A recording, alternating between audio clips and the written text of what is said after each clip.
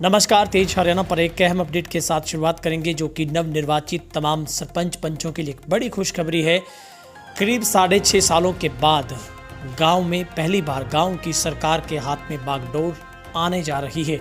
दरअसल हरियाणा पंचायत चुनाव में जीते सभी नवनिर्वाचित पंचायती राज संस्थाओं के जो सदस्यों का शपथ ग्रहण समारोह है वह 3 दिसंबर को किया जाएगा। मुख्यमंत्री खट्टर कार्यक्रम के मुख्य अतिथि होंगे।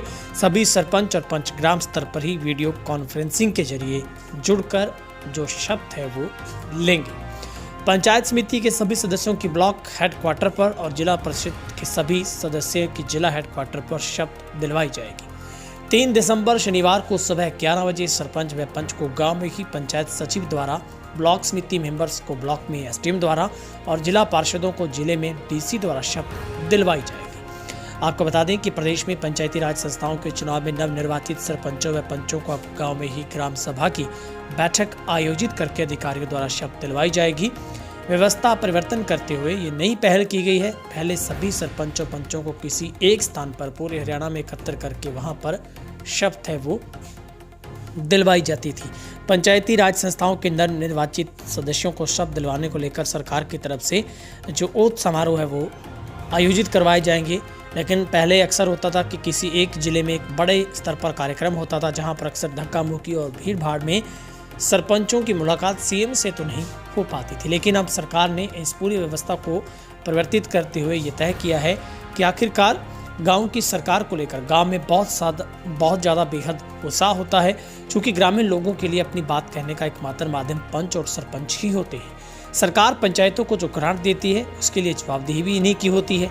जिस तरह विधायक जनप्रतिनिधि है, क्षेत्र की जनता उसे विकास कार्यों की उम्मीद रखती है, उसी तरह से गांव के लोगों के विकास कार्यों की जिम्मेवारी भी इन्हीं प्रतिनिधियों की होती है। तो हरियाणा में ताजा चुने गए प्रजातंत्र के प्रहरी अपने अपने गांव में पंच सरपंच पद की शपथ लेंगे। सरकार इस बार राज्य स्तरीय समारोह नहीं आयोजित करेगी। इसके पीछे मंशा यह है कि गांव वालों को यह पता चलना चाहिए कि जिसे उन्होंने चुनकर प्रतिनिधि बनाया है वे उनके सामने शपथ लेगा तो उनका गांव विकास के पथ पर आगे बढ़ेगा। तो ये एक बड़ी अपडेट, एक बड़ी हम आपको खुशखबरी दे रहे हैं तमाम नव निर्वाचित सरपंचों पंचों के लिए, ब्लॉक समिति सदस्य के लिए और जिला परिषद के सदस्यों के लिए। हालांकि जिला परिषद का चुनाव होते ही चेयरमैन को लेकर जो गठजोड़ की राजनीति शुरू हुई है, तमाम पार्टियां अपने अपने तरीके से गोटियां फिट करने में जुटी है।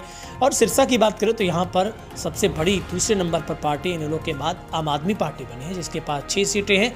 10 सीटों पर सबसे आगे जो कि इंडियन नेशनल लोकदल पार्टी है और उसके बाद जेजेपी बीजेपी कांग्रेस की बात करें तो सिर्फ समर्थित दो कैंडिडेट है, यानी कि पूरे जिले में भाजपा जजपा अपना खाता नहीं खोल पाई। हालांकि उनके समर्थित कैंडिडेट ने जरूर उनकी लाज बचाई है, लेकिन ये अहम बात है कि अब उन्हीं समर्थित कैंडिडेटों के सहारे तमाम जो पार्टियां हैं वो राग आलाप रही हैं। लेकिन सबसे मजबूत स्थिति में आम आदमी पार्टी और आईएनएलडी है। लेकिन अब आईएनएलडी का चेयरमैन बनाने का जो दावा वो अख्तियार किया गया है, जो काफ़ी हद तक कामयाब लग रहा है, क्योंकि जो बचे निर्दलीय इंडिपेंडेंट कैंडिडेट हैं वो उस नैया को पार लगाएंगे।